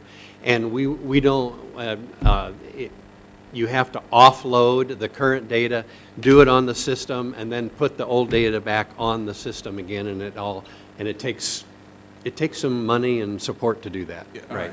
It's not user-friendly. Well, but there's a web version that we can move to someday down the road, and we probably should look at that. Well, and that's one of the frustrating things we've always had when we have those discussions is, well, we can't tell you the cost savings on anything until the decision's made and we're down anyway, and at that point. Yeah, Tyler Industries is making a lot of advances, who makes Versatran, and they have a web version out now, and that'll be something that we'll want to consider in the future. Well, and under the 34, the accident part of the contract, it's, they're doing drug testing, which is great, and it seems like they do drug testing of an accident, of an incident, that type of a thing. I think that's great. State of Iowa requires the drivers to be tested periodically and all that kind of stuff anyway, so yep. Does it require with an accident as well? Not the state of Iowa, no. Okay. Yeah, that's something I wish we as a district would adopt as well. And then on the other revenues. Now, I know I see from time to time our buses hauling U of I students and things of that nature. Right. We get according to this, we get all the revenues from them. It says all revenues will receive their fares, which may be collected from persons who ride a vehicle which is in operation under the provision of this contract. All receipts will be received by the contractor for items sold and submitted with cash fares. So how do we get compensated? So explain that provision. I don't know that I can explain that provision, except I know that Durham, for instance, they do a lot of contracting with other people. Right. Okay? It could be as something like detasseling, okay? Well, they'll take kids out and so forth. That revenue doesn't come to the school district. That revenue goes to Durham currently, all right? But I don't know what that particular provision But is it's our referring equipment and to. our fuel. It's not our fuel. No. They pay, they go to a They a empty the separate tank gas and station. fill it up someplace else, So they have designated buses that they use for charters, only strictly for charters, and that are not Iowa City. They are logoed Iowa City because in a case of emergency that we have a breakdown, they are able to take those buses onto the road to pick up the students, but they are designated assigned charter buses for them to use in their fleet. Okay, so they're our buses, they're labeled our buses, but they're only used on, But they're not part of our Part of their fleet that fleet. we pay for.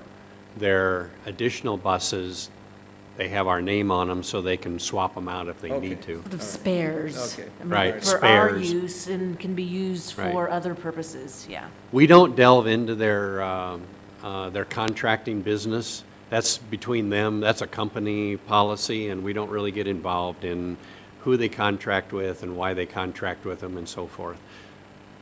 Okay. Well, repair parts come out of the general fund. We buy buses out of Pebble.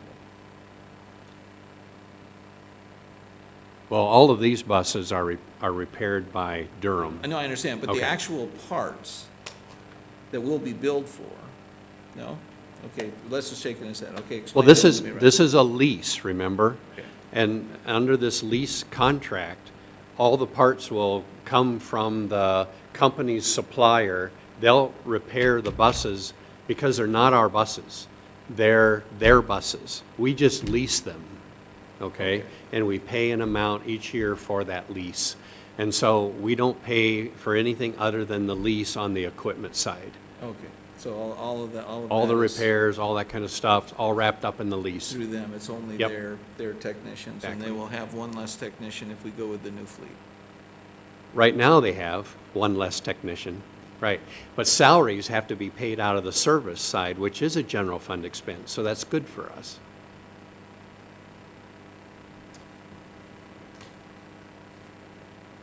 Well, like I say, I, as one who has always complained that we didn't have competitive bidding, I appreciate you putting this out and the work that you guys put into it. You know, and again, it comes down to it, sometimes it's like you say, we can accept higher bids, but we're obligated to take the lowest responsible.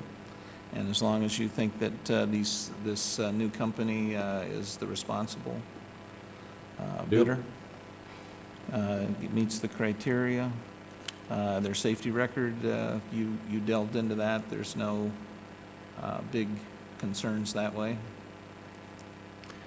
No, Okay. All yeah. right. I have two quick questions. Where is Durham headquartered?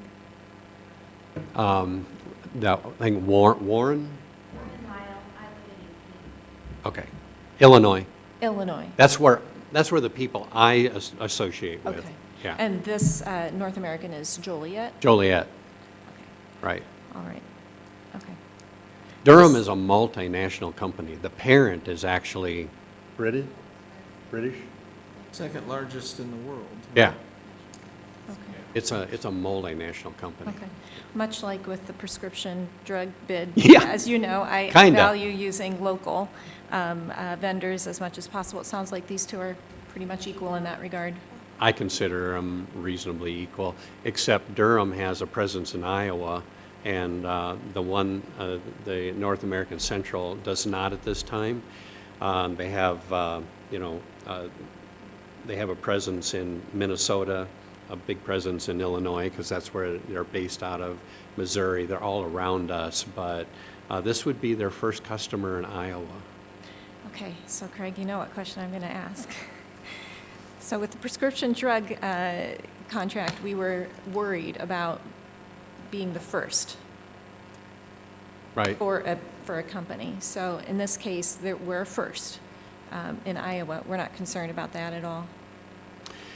Well, if you remember our prescription drug conversation, I came down on the fact that the one we chose was a lower priced option. Right, right. This is your lowest priced option. Okay. I'm being consistent. Yeah, that's absolutely fine. It was just a factor I just wanted to check.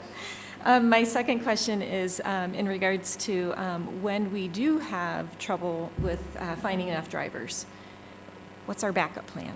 Yeah, Since we well- don't have a Durham presence or a North American presence to pull from in the state, what will we do? If you want to hear from Tim, I can certainly call him to the mic. But I don't worry about drivers because that's the bus company's problem.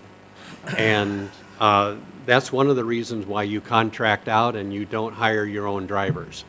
To offload that headache, so to speak, of trying to keep people in those chairs.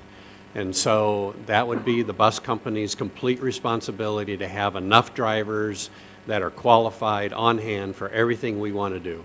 Okay, Yep, good to know. Thank you. yep. No. Well, and under drivers, and I guess I may be the only board member who's actually rode a Durham bus on a school route. I did that earlier Right. from Alexander to Northwest. I have to say that the professionalism of the driver and how they operated the bus and everything was exceptional. I was told it was one of the most challenging student populations on a bus, but they were, as the bus driver said it that day, they were little angels. They all had wings when they got on, especially, I don't know if it had to do with the fact that the assistant principal of Northwest and myself were at the back of the bus. Maybe it did. But you know, it says even in here that for the protection of children and entrusting the care of the contractor, all drivers and other employees employed by the contractor who may come in contact with the students and population must be pleasant, stable personality, and the highest moral character, which I thought that was an interesting line to have in there. Maybe we need to put that in board norms. I feel like we covered the waterfront. But again, the drivers we have from our community, they're exceptional. Yeah. They do a terrific job. Esme used to drive bus for us, and I mean, it's a tough, thankless job most of the time, right? But they do terrific work. They really do. And just real quick, I do want to thank Durham for the service that they've provided to us. I know when we were doing the bell schedule, they were very, very, very helpful. Yes. And I appreciate their good service. Yes, I would agree. I'll just echo Phil's comments. I've ridden the bus for 3 years now as a junior high basketball coach, all the way sometimes up to Linn-Mar and back, which is a long trip on a bus with 7th grade students full. But the bus drivers do a phenomenal job. Yeah, they do. Any further comments or questions from directors? Is there a motion? I think we didn't. I move that we approve the contract as presented. Second. Any further conversation, comments, or questions? Hearing none. Kim, we're ready to vote. Online voting is open.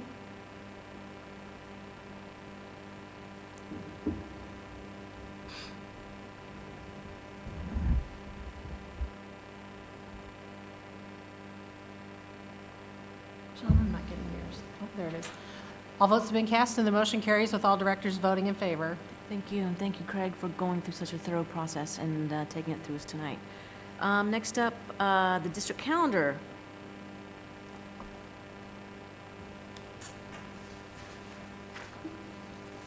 Dates We wrong? just have a couple of, what? Oh, changes to the 2018-19 Yeah, calendar. because to make up for the snow days. Yeah. So, given that there was no school today, Yeah. does that account to, is today included in this new proposal? So, So they built in 21 extra hours on top of what we've already missed, so we could miss 21 more hours. So if you take out today, that's what, 7? Yeah. So now you're down to 14. If you look in the handout, I think Kim actually put this together, and all the way over to the right, to the top, it shows 17.48 hours. okay. We would have to work with. So if you take your 6.55 off, I'm doing the math right, Kim? We're down to 10.93 hours over. So we might be faced with continuing to make additional decisions. Let's hope not. And can you speak to, I've had questions where, especially the parents of secondary students are trying to figure out how 10 minutes will actually tackle the issue of instructional time. Is there a reason why we didn't add days in June? Yeah. So I think Steve also put out another communication, just kind of speaking to what would be the ideal thing to happen at the elementary level versus the secondary level versus what families might be thinking, and there's no one-size-fits-all or ideal approach to it. I think when you think about the secondary, one thing that he'll speak to or Matt speaks to specifically are things like the AP courses where that test is coming up for them no matter what. That date is going to change. Their ideal world is to think about how do we go back and expand the second trimester, particularly for kids that have only had second trimester classes. So that was what we tried to do with bumping that 2 days later and switching parent-teacher conferences at the elementary level / kindergarten registration to March 4th to get more days in the second trimester. Adding the 10 minutes also allows the secondary then to still capture some time ahead of things like AP testing. At the elementary world, if we didn't have to worry about it, secondary world, it might make, makes the most sense to add to the end. I think what you see is a blended approach to that, so grabbing 1.5 days still between now and the end of March, that April 26th day and the last day of school as school days, as well as adding those 10 minutes, and then making more room within that second trimester. But after today, we might be coming back to the drawing board to think about where we're getting additional hours. And we'll keep in mind, though, that if we add days in June, there will be a population of students that essentially probably won't benefit for those days, because I believe that first week of June is Eid for our Muslim students. So just as we're thinking about how to capture that instructional time, I hope we as a district keep that in mind. There's a lot of factors when you start to even start to get too far into June. A lot of things. I mean, just even grad school for our teaching staff, it starts there, although some of that is moved online, but they're still start and stop dates. I can just go on family vacations that have been set, staff vacations that have been set, so. I tried to think back. I don't know that in my 25 years in education, I can remember a year with this many days, so. So I'm not a huge fan of adding the 10 minutes at the end of each day. I completely understand the blended solution that's been described here, and I understand the constraints that we're working under. I would just ask that to try to maximize the use of that time. I know asking teachers to, keep kids focused or whatever, but, I do question the instructional value of 10 minutes a day. When kids, especially at the end of the day, they're going to be ready to go. They're used to going early, and so just, if we can, try to maximize that little bit of extra time, because I'm afraid it's just going to be kind of throwaway. I can completely agree with that. I have not spoken to each of the 20 elementary building principals, but I have spoken to one who's making data-based decisions. She's adding the 10 minutes to each of their math blocks. we're So making sure that's a good example of trying to maximize the use of the time. I appreciate that. Well, yeah, that's at the elementary level. At the secondary level, what is it? It's a minute and change per period? Yeah, I can't And the speak to seven- that as much. What I do know is that building principals were to be working with their instructional leadership teams on how they were going to use those minutes.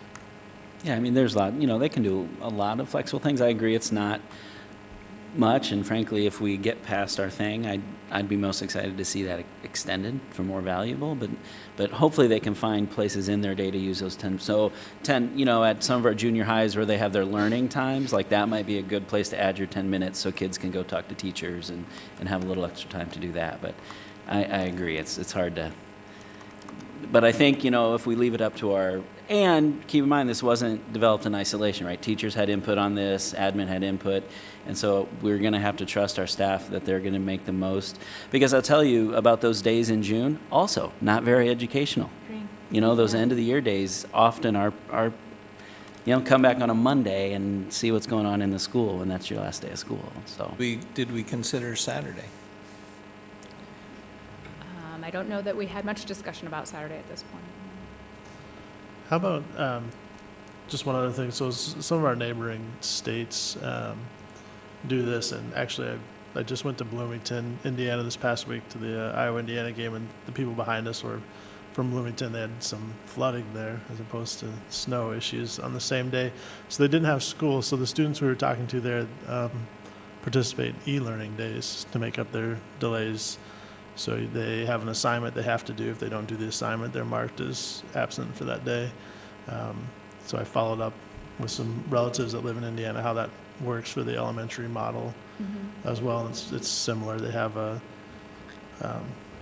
assignments posted or whatever, and they have times that teachers are available from 10 to 3 that they can answer questions via phone or email or whatever it is. Is that something that has ever been looked into, or is that even something that the state of Iowa can do?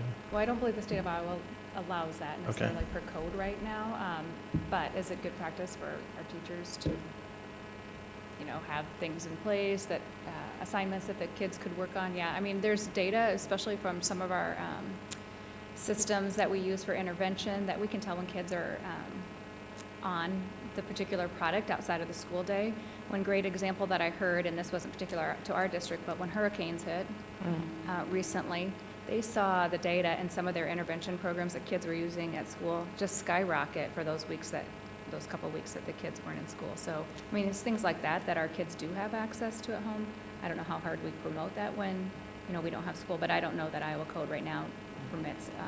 Especially with one-to-one in the secondary schools, I mean, they've got the tools, right? And so. So when I pulled up it's Fort Wayne, Indiana's school thing, their message, they have board whatever black, I don't even know what our web provider is for this district. The message pops up where it says there's no school today.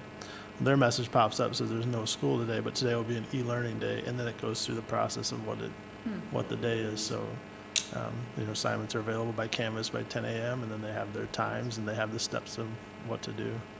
It reminds me of what I see some of our colleges doing, that is calling snow days for kids, but if they've got online courses, they're still expected to attend. And, Well, that's why. Yeah, and we're closing that gap, right? We're getting there. I don't think we're there yet, and I wouldn't want to see it replace a day, but I know my daughter was doing plenty of Lexia and Dreambox, and so my wife wasn't going crazy. But I think the more we can do that and get our secondary teachers posting stuff on Google Classroom, so that hopefully they take advantage of those days and not just play Call of Duty. I'm going to put in a plug for band and orchestra. I know my daughter takes band, so I know particularly the band instructor in our case is extremely frustrated. They've not had band for 4 weeks, and I'm wondering, I know that the concerts are scheduled, and I don't know who makes the decision on this, but I'm wondering if band and orchestra could be continued past their concert dates, so they could have that lost time. I will check on that. Because this plan is great, except that it doesn't do anything for that element. Or really any of the specials at the elementary level. Or I mean, extracurriculars. well, yeah, you pretty much miss out.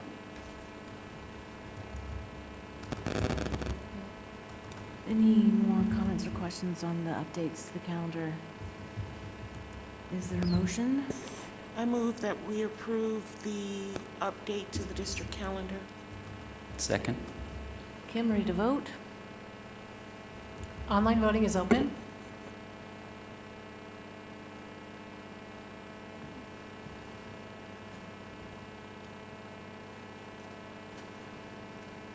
All votes have been cast, and the motion carries with all directors voting in favor. Thank you. The director liaison report, anything directors would like to comment on? Yeah, I'll comment briefly. This Saturday, I went to an information session on their proposed changes to the policy on seclusion and restraint. And it's a lot. This is a huge group of people that came across the state, everyone from ISEA and the School Board Association to ACLU and some private lawyers. And there's going to be a lot of changes, substantive things, definition of terms, specific building requirements. The plywood boxes will be totally illegal. Anything that's not a built-in structure. It went through a consensus. So of all these dozens and dozens of people who took part, if any one person ever said this is a deal killer, they were just going to stop the process and stay with the current rules. So they got consensus. I think it went through something like 67 or 87 drafts. It will be robust. From our special ed department, Lisa Ann Johnson was there taking lots of notes. So they're going to give districts a year to implement that. They're going to publish those here in the next couple of weeks, and there's a 60-day comment period. After that, they'll go forward. But it'll be something we're going to be paying attention to, and I'm sure get a lot of update on, because it's going to go from Chapter 103, which is maybe a page of very vague language about corporal punishment, to a very extensive document that explains when and how you can seclude and restrain a child. And so it's good work. It's smart work. It's kind of the way Iowa does things, where it's not partisan, it's not one-sided, it's just a very thorough look at a really tough issue. And I think it's going to give our schools and our teachers some guidance, so that they know what to do in these situations and they don't feel paralyzed and that they can't do anything. So it's a lot, but it was a really great information session put on by our mental health and special PTL folks. So. Thanks for sharing that. I've got there's going to be a group of students going Friday, weather permitting, taking a bus, not with Durham or our new vendor, but charter bus to Chicago for the auto show. It'll be the third time we've done it because of the generosity of our local auto dealers and automotive-related businesses. And I scouted it on Saturday with my wife, and it's considered the third best auto show in the world, behind Detroit, New York. And it's a phenomenal event. If anyone hasn't gone, I really enjoy seeing the kids that have never been to it before. And once they go to it, they want to go to it again. But we always try and give preference to students that haven't gone to it before. But that'll be happening this Friday, and looking forward to that. And I think we're going to have our meeting before the astronauts come in. I'm looking forward to that event happening as well. And Matt's not here, but I wanted to give a shout out to Matt for all the work that he did on making that happen, along with Henry Harper. So Great. Thanks, Phil. Anything else? On a very lighthearted note, I sent my list to Kim before weather canceled our P&G committee, so I didn't actually go to that. I'm going on Monday, though. I got rescheduled. Very good. I'll change it. Duly noted. Anything else? Thank you all. Legislative update, anything folks would want to comment on there? I think the materials there are the ones that we've had, Well, sort of standing item. Craig, can you update us at all on, have you followed any of the funding debates today at all? I have not. I got an email from Margaret this morning, and I don't know if you guys got that too, but she basically said there was quite a conversation last night. I didn't dig any more into it than that, but she said that most all of the local legislators did talk or discuss. There was a proposal for 3%, but that didn't carry the day, and so I think it goes to the Senate now, right? Yeah. Well, I mean, I know they talked it on the floor today. I just didn't. Yeah, but I haven't heard it. So it was like 2.06. 2.06. What an odd number. Right. Yeah. Okay, well, we'll keep watching. Agenda setting, next meeting on the 26th. What's been proposed, I think it looks good. I want to add an action item on the vote on the F&P material that we just had Craig review with us. Sorry, Janet, really quick. Yep. As Sean mentioned, P&G will be Monday, so it's still the same agenda at 4 o'clock. Okay. Yes, so. All right, thanks, Ruthina, for reminding. Yep. So P&G next Monday, then board meeting on the 26th. We'll add the F&P action item. Everything else look okay on that agenda? would it be possible to get and I did talk with Matt, and I think he is working on the recommendation by by Mary Murphy speaking in public comment, community comments about the weighted, retroactive rated grade discussion, and if Matt is in a position to give us an update on that, if we could put that on there as well. Yeah, I think that's good. Yeah, so we'll check. So if not the 26th, then the subsequent one, if the time is right in March. I mean, we need to, I think we do need to have a conversation about that. But I had working on looking at it again, so they're doing something, so it'd be nice to hear. Yeah, I agree. I'd like to add an agenda item to get an update on Grant. I believe that meeting with the contractors was to have happened on February 6th, one of our snow days. So would that be okay? Could we get that? Thank you. Perfect. So that's on the 26th too. Anything else? We have a board work session that night as well. Our topics are budget. And then under facilities, we've got grade level alignment facilities assessment. I think this really came out of the board retreat that we had a couple Saturdays ago. And I think, you know, how we were trying to characterize this discussion initially was, you know, what are the goals of the district? What are our priorities? How might our facilities be supporting those priorities? And so, so I think these items got a little specific, and I think we wanted to have a bit of a broader conversation around goals and priorities that might be driving some facilities work. Does that sound right from what we were talking about then? But I think that's what that item is trying to capture. Okay? Anything else for that work session? I'd like to add Pearl back on. It was on the last agenda, and we delayed it to the next, but it somehow didn't get included here. That's a good catch. Yeah, very good catch. Can do that. Also, ISL, that action item. Yes, on the 26th, yes. It's on there. Okay, I didn't read through every item on there, but if it's there, then we're good. And also, we will need an exempt session at some point. I think the next negotiation session is the 28th, where we open for the physical plant. Is that right? Oh, well, we're going to meet for bargaining on that 28th with the teachers. And then, Yeah, I think. or we've was got- that, oh, we've no, got was an that the opening open? with Okay. We got an Right, opening right. and a negotiation Correct. session on the 28th with physical plant. But I think we will need an exempt session at some point. I don't know if it's before the 26th, to kind of get grounded on that. Probably would be a good thing. Before we open? Yeah.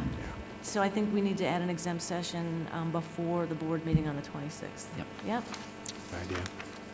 Okay, anything else for the good of the cause? Is there a motion to adjourn? So moved? All in favor? Aye.